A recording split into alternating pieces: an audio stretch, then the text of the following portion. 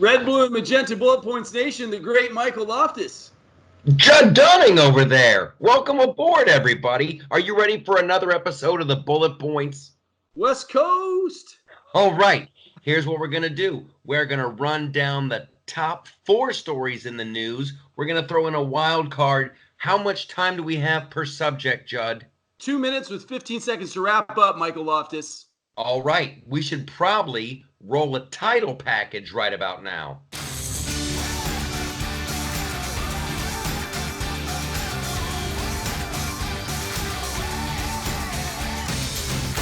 All right. Okay, let's knock them down. What is bullet point number 1? Bullet point number 1, impeachment, insanity, and hopefully more profanity as they try to take that old son of a bitch down. Coming out of your granity's panities. All right, bullet point number 2. Ain't democracy grand? Apparently not in Russia as Putin reshuffles the deck to try to take control. Boom! Bullet point number 3. Kicking the embers of the Arab Spring smoldering fire, Iran escalates and Trump walks gracefully back from the edge. All right, you were reaching for that. Bullet point number 4. Bam! Trump is prevailing on the China trade deal, Michael Loftus. Yes, he is. And then we're going to have a wild card. So let us jump right in. Let's just go right at it. Bullet point numero uno in a spectacular fashion. Indeed. We're moving into impeachment. The impeachment vote. I think you've been on the air even talking about this, Michael. Lead us off. Well, the whole thing's a sham. It's a scam. It's a flim-flam. This is just in my opinion, a blatant attempt to try to keep the scandal going, keep the negative press going, try to turn people off from our great president, Donald J. Trump, because he is killing it. He's killing it in every area. Yeah, I think what's great, I think his new panel that just came out, his defense team's going to be fantastic. I mean, they're even bringing in Suhr. They said it's a made-for-television event, and it should be. Hopefully, listen, McConnell said he's going to let it run through. I mean, the vote in the House was a joke. Pelosi's team it's amazing to me how they're gambling the dice on their future political careers in order to finish what they've started, where they could have as easily backed down. The counts of obstructing justice, the counts of basically collusion on Ukraine, or holding back the aid. I mean, it looks like it was in the course of standard political negotiation. Yeah, I don't think there's going to be a case of this. They said it could be over in about a week. It's going to be over in about 24 hours, hopefully. I don't need any more witnesses. And the charges are abuse of power, right, and obstructing Congress. Ooh, that seems like a good reason to bring down the mightiest and best nation on the face of the planet. Sit down, Nancy. You suck, you old broad. You were holding off waiting for your pens to come in because you wanted to sell them on Etsy. Yeah, I think this might be hopefully the beginning of Pelosi's demise. But I will say, I'm reading a great book by Michael Barone about the history of our political parties. We've been here before. Not only impeachment, we've been more polarized in the past. It's been the death of the Democrat Party. It's been the death of the Republican Party. And you know what? It's not. We cycle back and forth and we cycle back and forth. This drama is not new. And I think Americans have enough sophistication to know it. And I'm excited to see Trump prevail and his poll ratings went up since the trial date was set, right? Yeah, so it's pretty obvious now. Bullet point number 2. Bullet point number 2, Michael Loftus. So Putin has done really amazing if you study Putin. If we can go to the slide here real quickly. If you study Putin, what they've done, even though they are technically a democracy, the president of Russia appoints the prime minister. And with his prime minister, he swapped back and forth roles to keep power. And when they said, what's going to happen in 2024? He goes, don't worry, I'm not going anywhere yet. So it looks like what he's doing is he's reshuffling the Constitution. He's strengthening the presidency, and he's preparing to do another swap back with his prime minister while shifting power. Now, they also think he could be trying to affiliate Belarus. I mean, there's a lot going on, but isn't this amazing? This on its face it calls itself a democracy. If you look at Russia, says a federated democracy. Michael Loftus. Well, Putin is no joke. That guy loves power. He loves power. He's got a vision, and he wants to see it through. And never forget, he's like former KGB. He knows what's up. I would not want to get on that dude's bad side, because he will ride a bear to your house and make it look like a heart attack. So good luck. If you're over in Russia, good luck. Good luck. But they might as well put him on the money, because he ain't leaving. Yeah. There's this, but it's interesting. Russians went through such a rough time after the wall that there's a whole faction that wants stability. Like we want it, like for a lot of us Americans, hey, we're winning right now. We want to keep Trump in. There's a certain stability under this guy, even though, I mean, he's definitely putting himself in dictatorial power. It just makes you grateful for the real democracy we have with all the chaos and everything, right? Let's not glamorize Russia, shall we? We are staying on time tonight, Michael Loftus. Booyah! All right, moving into the next and third point. So, bullet point number 3. Number 3, kicking the embers of Arab Spring, Iran's escalations and Trump's graceful walk back from the edge. You know, it's been really interesting because the last few days they're saying that Iran is saying that our troops are not safe. They're saying that European troops are not safe, but I think they're rattling their sabers in the sword. In the dark, but I tell you, they're sabers in the dark. But I will tell you something. If you just mixed your metaphors. Thank you very much. If you saw the video when they launched their rockets, that they have some high tech stuff, man. This thing like took off, zigzagged, went over, came over, and they did hit our base. I mean, everybody went into these Cold War era bunkers, and 11 people got concussions. They weren't killed. And if you look at the pictures, they really devastated areas of our bases, but Trump decided to back down. So I think it was great foreign policy power. And hold up. He didn't back down. He decided not. Technical difficulty. You launched your little rockets. Enough already. But if they would have hurt somebody, if they would have killed somebody, boop boop boop, it would have gone up. Yeah, I don't think they're that good with it. Look they accidentally shot down that plane. They accidentally shot down a plane. That's a horrible chain of command. You definitely don't want those guys having nukes. Yeah, it's true. And I mean, the big thing in the 1980s we made them a terrorist regime, and then we made the Guard terrorists. And how do we make them terrorists? How do we make them terrorists? We labeled them a terrorist country prior, back in 1980. We did not make Iran terrorists, except some people would tell you that everything in the Middle East is the fault of the United States. No, that wasn't what I was saying. So after the hostage crisis, we had labeled them as a terrorist organization, but then specifically the Iranian Guard. And if you look at Soleimani's history, I mean, this guy was active in planning IEDs.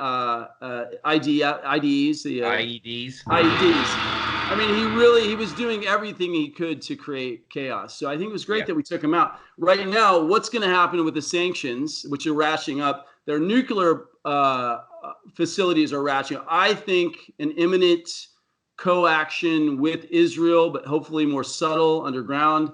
But Trump handled it fantastically. The people are protesting. They're not happy. They had it great in the 70s. There's people who want that lifestyle again. Keep it up. Moving on. Bullet point number 4. This show reminds me of high school dating because I always go home frustrated on every time. It's like it was a great date, but nothing happened. I mean, we could say so much. I just want to appeal to the network powers that be that we must release this longer form show. So, Michael Loftus, my mouth to God's ears. All right. So moving on, as we move on now, I think I didn't even hit those slides, Michael Loftus, my slide master. You had so here we are moving into our next topic, which is China. A really historic promise was fulfilled. the beginning of it was fulfilled. Take it away, Michael Loftus. Here we see just another way where they're like, okay, first of all, Trump's not going to get elected.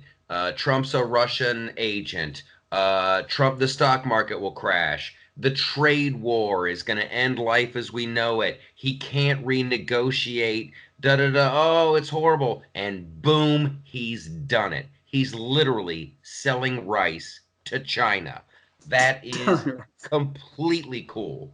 I want phase 2 to go in. He renegotiated NAFTA. So hopefully we'll stop losing all of our high-tech secrets to China. Hopefully everyone will get a better deal. And we're better off as a nation. We had a crappy deal. He renegotiated. Promises made, promises kept. I know it sounds hacky, but it's true. He's done it.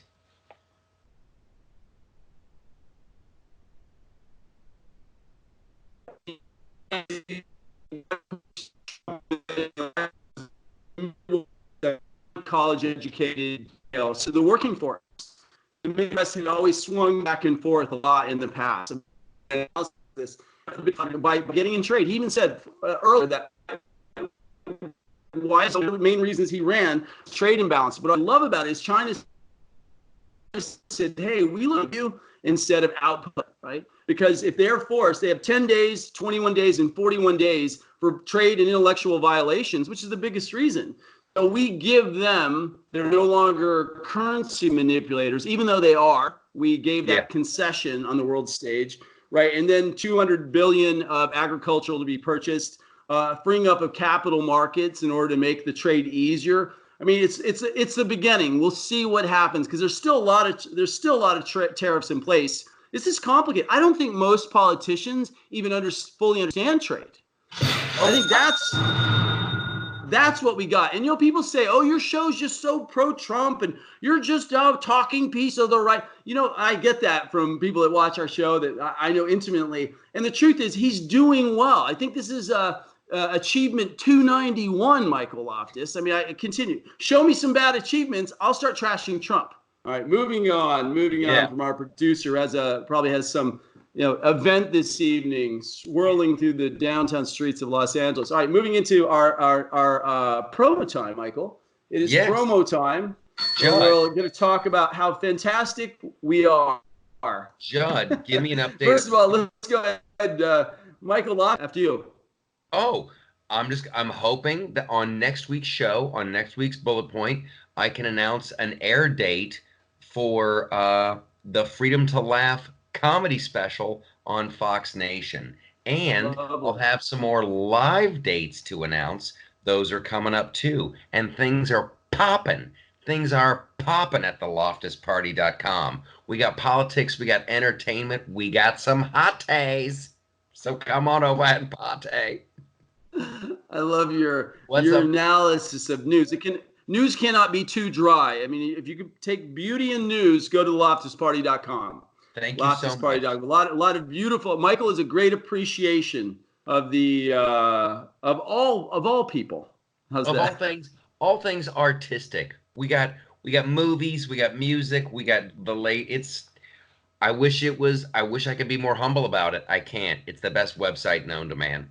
Oh, it's awesome. It's awesome. So tell us really quickly, were you on Fox this last week? You're doing Fox and Friends, the 5?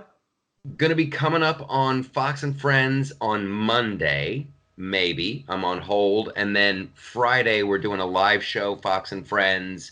And then possibly a Greg Gutfeld show coming up. But I'll keep you guys in the loop. You guys got to go keep checking back in with bullet points to find out what's up. Now, I remember you were pretty good. You knew Shalhoub pretty well back in the day, yes? I met him through Fox. I met him. The Red Eye.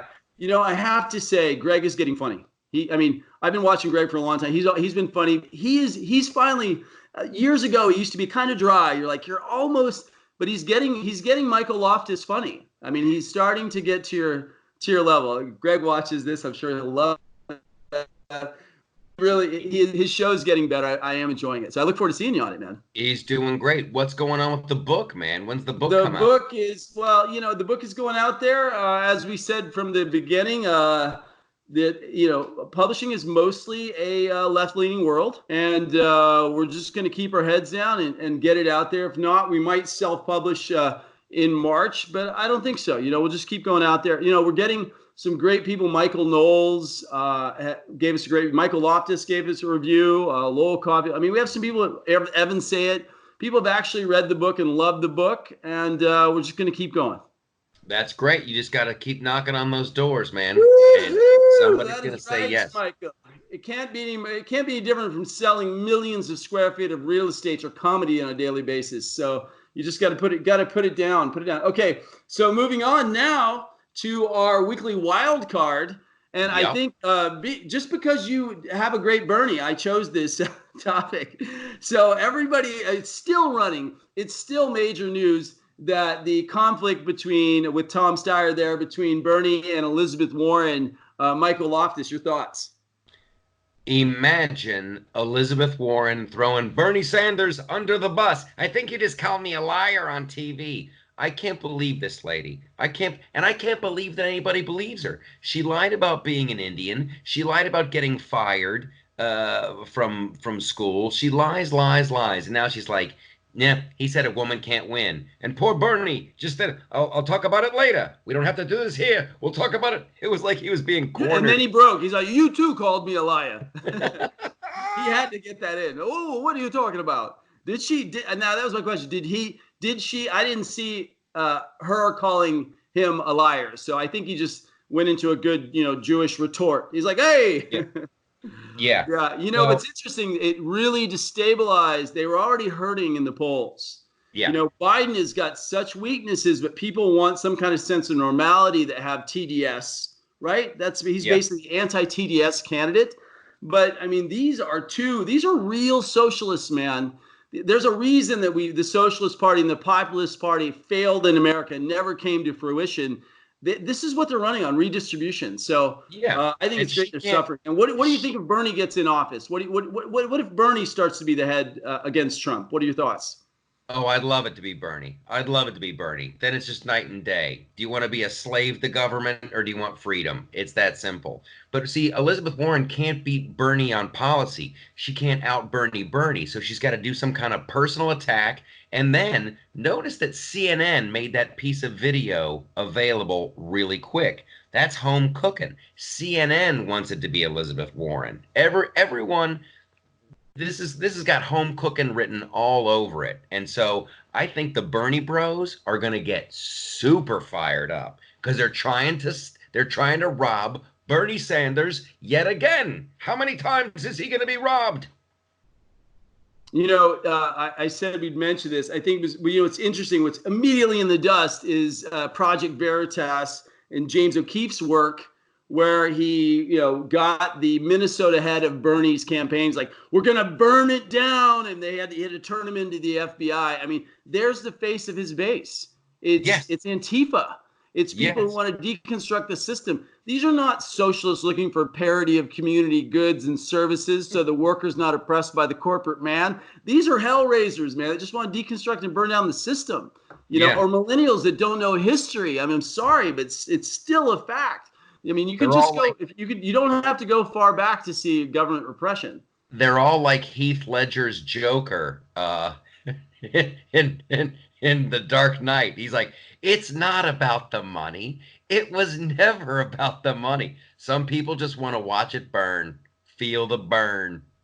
Feel the burn, baby. And that is another power session of Bullet Points with Michael Loftus. I want to thank all of our fans for sticking with us while we're bi-coastal. I know it's a little different to have Michael and I up on the screen. And what I love is our little time gaps too. You can think deeply in those moments as our video scrubs. But it's just great to keep working with you. How long are you going to be in New York? A little while, right? So we'll be doing this bi-coastal for a bit. Yes. Yeah. I'll be back in LA in a little bit for a nice little hunk of time, but we just started this production on this Netflix show I'm writing on. Woo-hoo! So I'm busy. I'm a busy bee making lots of honey.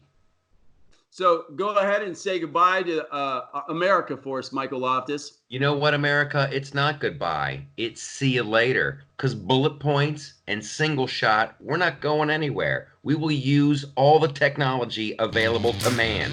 We are the Space Force with wieners.